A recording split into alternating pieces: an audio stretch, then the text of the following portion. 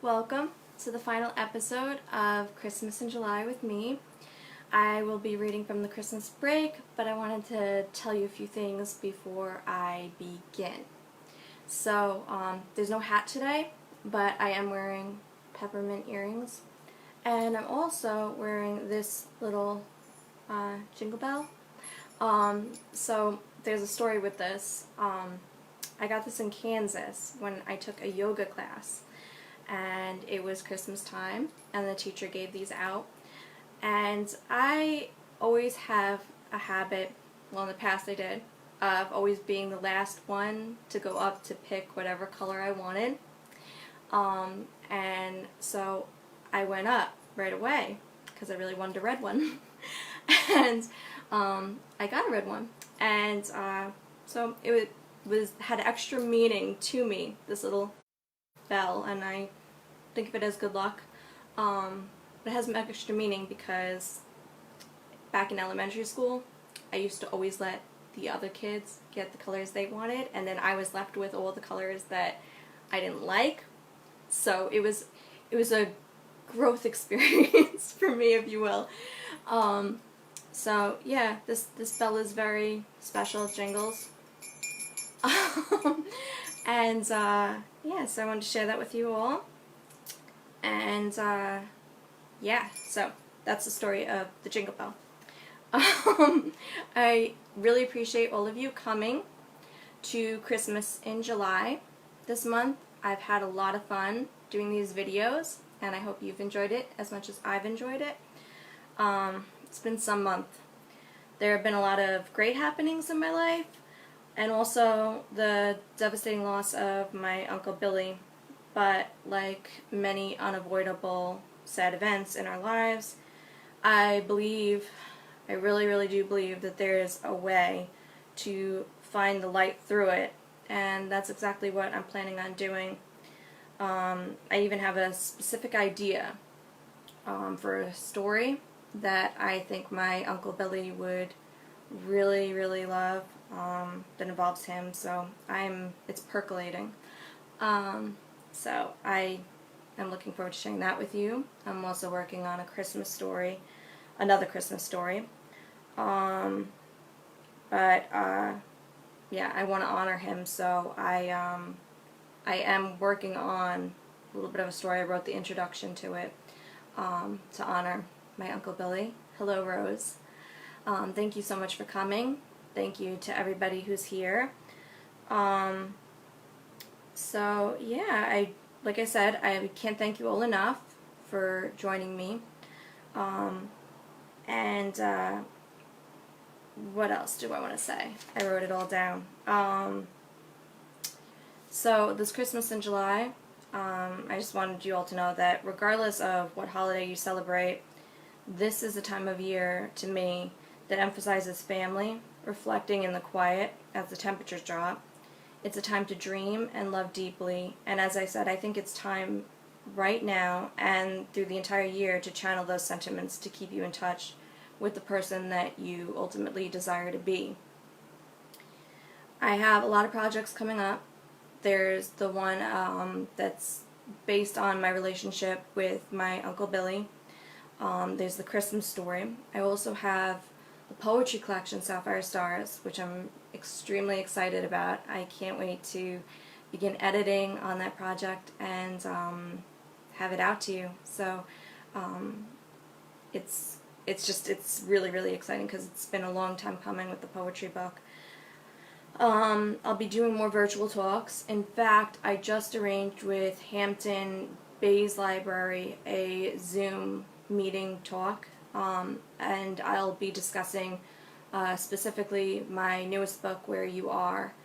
And so that's September 10th from 7 to 8 p.m., but I will update you as we get closer on the author page. It's free. All you have to do is register through my email. So basically email me and I will sign you up for the September 10th talk. I'm excited for all these projects because this is my way to connect with all of you and hopefully express what's in my soul, and I'm hoping that it translates to all of you. Yeah, so this is Christmas in July, episode 5, the final episode, and I will begin. So this is the Christmas break, and it was published last November. Chapter 5, That Moment, December 5th, my 25th birthday. Come on. Liam's grip pokes out the dimples on each side of his cheek in the most adorable way. It's 9 o'clock at night. Where are we going? 25 today, and you're already turning into an old lady on me? Never, I smirk. So stop being difficult and come with me. It's a surprise. I shake my head, but oblige. We already had a beautiful dinner together, and he bought me this pretty silver charm bracelet with 3 charms, a light blue heart, my favorite color, a silver I love you, and red lips on a white sweater because of my love for fashion. He helps me with my coat. More snow fell this afternoon, and an icy breeze hits me the second we walk out to Liam's dark blue Hyundai he had since high school. The heavy blanket of white snow is illuminated by the apartment lights. The sky is pitch black and filled with dozens of stars tonight. Liam turns on the heat as soon as we get into his car. He looks over at me before starting the engine with an intense love look that instantly has my heart beating fast. What? My voice raises. You're just beautiful. You're not so bad yourself, I tease as I bite my lip, nervous. I only know we're getting closer to wherever we're going because Liam all of a sudden takes his one hand off the wheel and pulls my hat over my eyes. No peeking. I hear the car come to a stop on some sanded lot. He guides me out, and his hand on my lower back sends love-filled chills right through me. He turns me around, slides my hat up away from my eyes, and waits as my mouth drops open. It's the outdoor ice rink I think I casually told him years ago now that I went to once as a 5-year-old with my mom and dad. I think I told him how I would love to one day go back there. This is my first birthday without my parents. Tears pour from my eyes and would stick from the cold if Liam didn't wipe them away with his large mitten-covered hand that is simultaneously like a warm fire in my heart. In the center of the rink lies a bouquet of 12 red roses. He waits for a minute before taking my hand and speaking. I didn't want to make you sad, but I wanted to show you that I love you so much and that you have me. I sniffle. I'm not sad. I mean, I miss them so much, but I can't believe you did this for me. This is so... I'm trying to gather the words as Liam smiles, his eyes so bright. This is amazing. I love you so much, Liam. Liam beams and opens the trunk of his car to 2 pairs of white skates. After putting them on, my hand shaky the entire time, we both stumble out onto the ice and unsteadily make our way around. Liam moves close to me and sings of him wanting just me for Christmas before pulling me into a mind and heart-melting kiss. 2 bulky coats pressed up against each other. Happy birthday, Charlie. Chapter 6, Tree Shopping. I'm clambering around the kitchen this morning. I'm trying to be as quiet as possible, but I need to get my day started. Liam is still asleep on the couch, and a frown is etched on his face. Every year, I make a jumbo-sized hot chocolate for my trip to the Christmas tree farm. Liam went with me that first year, and the hot chocolate was a festive, loving touch I put on the event with him that ended up sticking for me. I still have the large black thermos I bought for him, and I pull it out regardless of whether he'll be joining me or not. I imagine he needs to go see Nicole. I have the chocolate mixed when I accidentally bring the pot back down onto the stove with a clang. I see Liam prop himself up. Hey, he says, his hand immediately going to his stomach. Hi. Thank you. I'm sorry, last night, he manages to get out in his hungover state. My eyebrows raise and my mouth spreads cautiously at the corners. Of course, I dismiss. I'm realizing that last night didn't necessarily change anything. It was just me helping another human being out. What are you making? Hot chocolate. Christmas tree day, huh? Yes, you remembered? Who would forget that hot chocolate? I blush despite myself. Why, thank you. I feel us all too easily slipping back into us. Well, I did make some for you. I don't know what your plans are today, but I really should get moving soon. Can I come? If you want. I texted Nicole last night for you. Oh. He reaches for his phone quick. What'd you think I told her? I asked, my voice coated in an all-too-thick hurt. Nah, I just want to see what you said. She's been a little... He doesn't finish the sentence as he reads the text. No response. I overhear him mumble. He tosses the phone next to him. So, I'll get ready quick. He gets up too quick and falls back down, putting his hand to his head. I chuckle. Ah, you think this is funny, huh? I smile with my lips closed. I'm actually more worried about him than finding his state amusing. No, you shouldn't be drinking like that. I know, he says with real apology. Maybe you should start with a cup of coffee first. I made a strong brew in addition to the hot chocolate. You're amazing, truly, Charlie. Hearing him say my name again makes my heart swell. I'm starting to think that us spending the day together may not be the best idea for me, but I already stepped into it.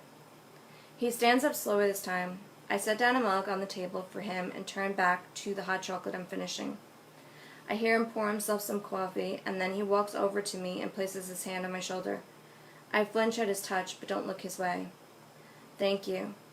I nod, but don't turn around at the risk of him seeing how attracted I still am to him. Get a hold of yourself, girl. He broke up with you. Remember that. The bathroom door creaks down the hallway to my left. This will never get old. I move through lush pines, snow beneath my feet, with Liam walking beside me. I take in how different and familiar this feels. I know that while him coming with me doesn't change the fact that he's committed to Nicole, it is some kind of change that I can't help but feel. Traditional Christmas songs play at a soft volume across the farm. I take a sip of my hot chocolate and glance over at Liam, who seems to be lost in his thoughts. Fresh air, mint, and chocolate wash me in gratitude. Even if this is a fleeting time, it's a solid and beautiful one. I run my fingers over the first tree as we weave our way around the corner to the next pathway. What do you think, he asks? It's pretty, but not the one. I couldn't agree more. Good job, I tease, looking up at him. Yeah? I wanted to make sure you didn't lose your touch spending all that time in alligator land. A breath of a laugh bursts from his mouth. You know, I've missed you. Oh, come on, I think. It's sweet to believe that, but if that were the truth, he wouldn't have stayed away for so long.